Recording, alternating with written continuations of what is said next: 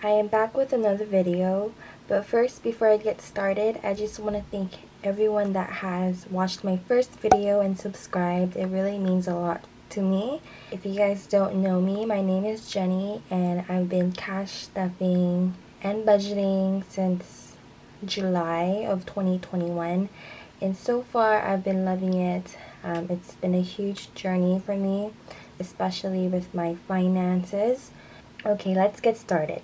Today I just want to show you guys how I budget and how I plan my cash stuffing. I usually like to use a random notebook. I've been using this one so far. It's actually an art notebook. I don't have an iPad like a lot of cash budgeters have on YouTube because I can't afford that right now, but this is what works for me. I just want to give a shout out to, I believe it is Anne Marie Budget that showed me this layout of how she budgets her paycheck also.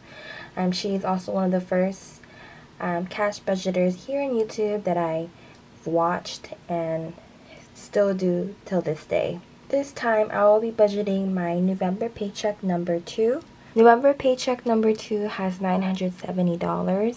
So the goal here is to make use of all of my money and make sure that they all have a place before I spend them. I have my fixed expenses here.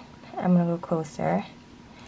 So I do like to split my rent in half, which should total about $650, and then my utilities run from an additional $60, $70, $80. It really depends on that month. I actually recently moved out, and rent and utilities was something that I was never prepared for until the last few months. This is the second half, so it will be $325. I'm sorry if the camera is a bit shaky. I still don't have my standing or overhead tripod. And then for my utilities, I like to put $80 aside, and usually that covers more than enough for my utility payment. So the second half is $40. For my gym membership, I actually do have a gym membership and I don't plan on canceling it. I think going to the gym is a way to help me feel active, and it helps me feel like myself, if that makes sense. So my total gym membership cost each month is like $55, I believe, somewhere around there. So the second half would be $28. My laptop, I actually bought a laptop and I had her on my Best Buy credit card. For the laptop, I try my best not to pay the minimum because I have that 1 year interest-free type of deal. For this second half, I'm actually gonna be paying just a little bit less, but together they should total about $60, I believe. I'm not too sure, but this time it's gonna be $25. For the apps, I pay $18 together for all of my apps. That includes my Shopify, my Apple Music, my storage and all that. I think there's other apps that I'm forgetting to mention, but I like to just deposit 20 just in case. So half of 20 is 10. For my credit card bill, the second portion is gonna be $10. I really want to get rid of my credit card bill. I'm hoping that I get to pay it off next year, summer. For my phone bill, I also like to split the cost. Usually I pay about $81, $82, somewhere around there. So for the second portion, it is gonna be $41. For my savings, I'm actually really struggling right now. I'll be putting in 0, but you will see me put money into my sinking funds or my challenges. I also do pay for Wi-Fi. My total comes out to, I want to say $70, if I'm not mistaken. Somewhere around there. So half of that is like $35. For my Shopify, I do use the Shopify platform for my business.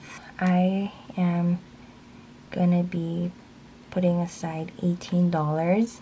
Moving on to cash expenses. This is fairly easy.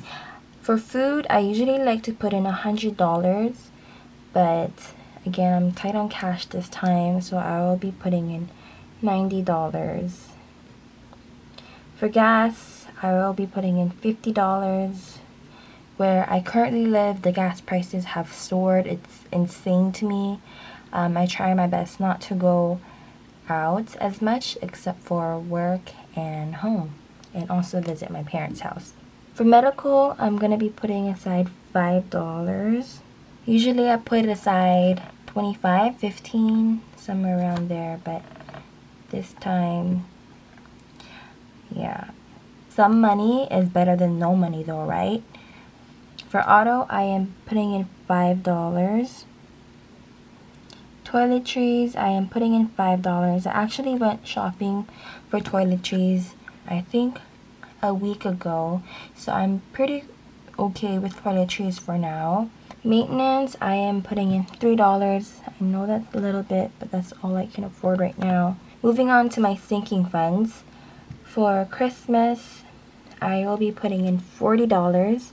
I think my goal for Christmas was like $480, but I don't think I will be reaching that goal because I just want to start purchasing for Christmas gifts now instead of December. I just feel like it gives me room to start planning. For gifts, I won't be putting in any money for the gifts.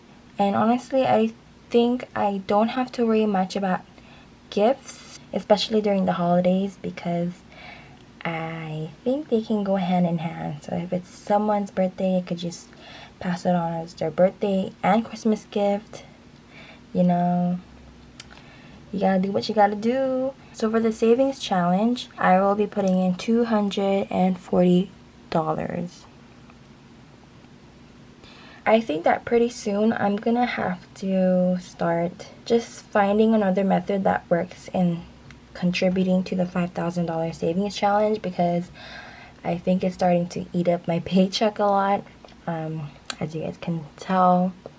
So yeah, I will think of something else that can help me. My goal was to finish the $5,000 savings challenge next year, July, but I think I'm gonna have to push it back to next year, November, depending on if I can get another job. I'm actually gonna be applying for another job today because I just really want a job that pays me more and gives me more room for spending. So let's add it all up. I did plan ahead already, so I do know how much the total is per section, but it should equal to $970. So for the fixed expenses, the total is $532.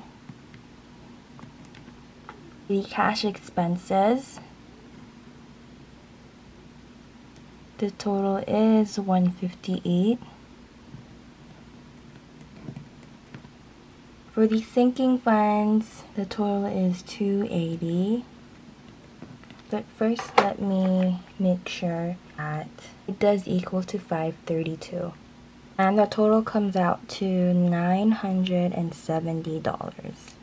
So now every dollar has a purpose with my upcoming paycheck, and I will be distributing that in my next video. So that's it for today's video. I will see you guys in my next video. Feel free to comment down if you guys have any questions or any comments. I really do appreciate it and take the time to read them. And I just want to thank everyone in the budgeting community for their knowledge and just sharing their own experiences.